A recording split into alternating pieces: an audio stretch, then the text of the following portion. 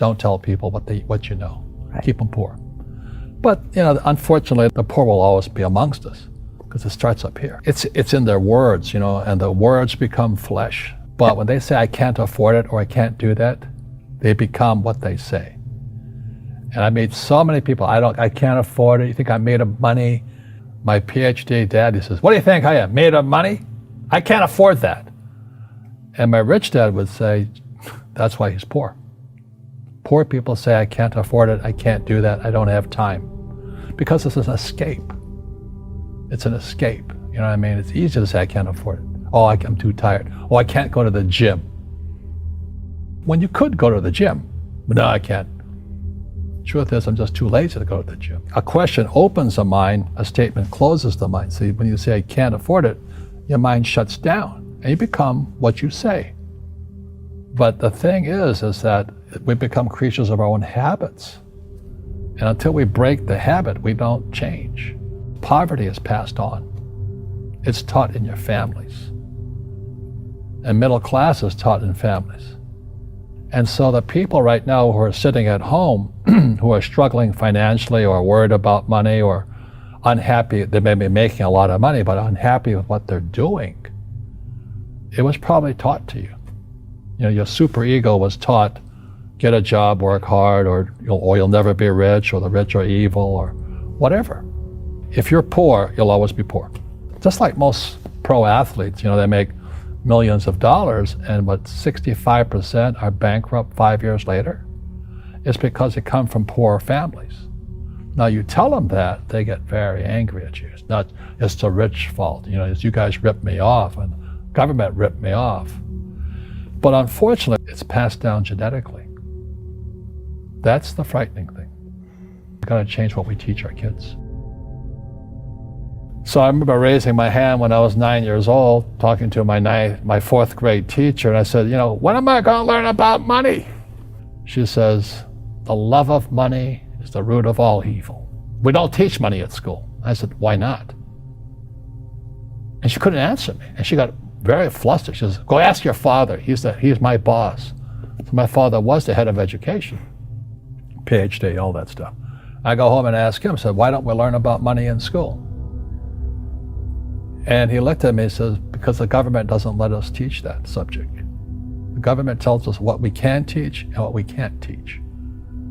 And I thought that was strange. And I said, but aren't we going to school to learn about money? He says, no, your job is to get a job.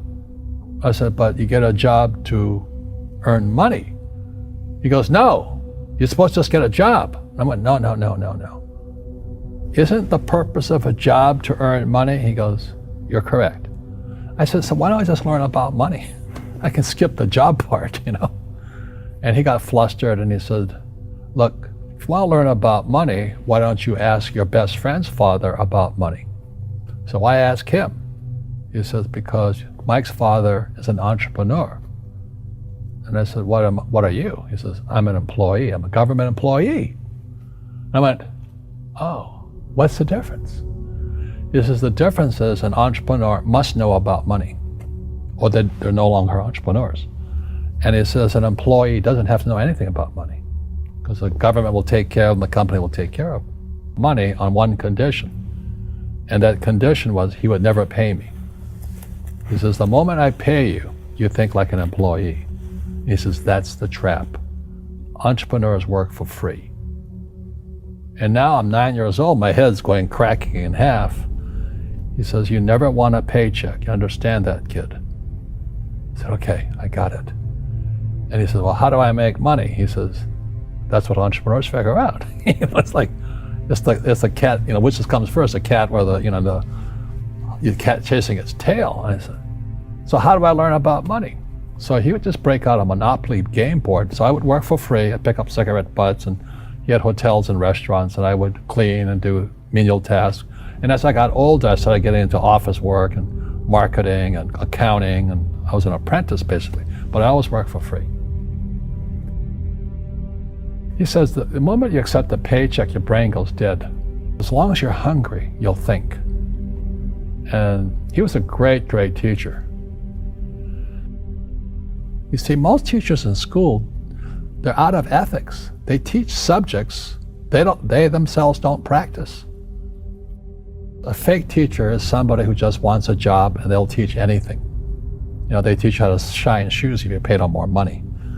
But they really don't know what they're teaching. For example, my calculus teacher, went to military school in New York, and I asked the teacher, I said, I'm in my 3rd year of calculus now. I said, am I ever going to use this stuff? He goes, no.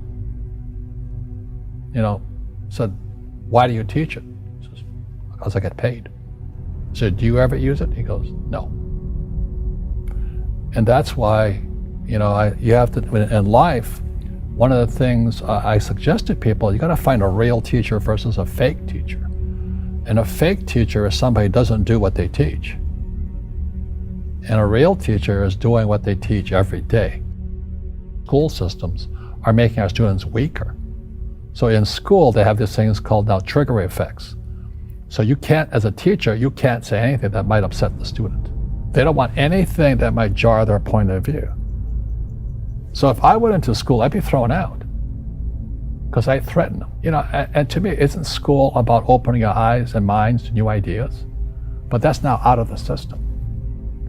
So everybody's got to be PC, politically correct now. And it's killing us. It's killing the brains of our kids. They're going backwards. But in their minds, they're more enlightened. If I didn't have ideas that shook me, I wouldn't learn anything new. But now these trigger mechanisms, we're actually making our students weaker in school. My success comes from spirituality, not finance. You see, people say, well, why don't you give the poor money?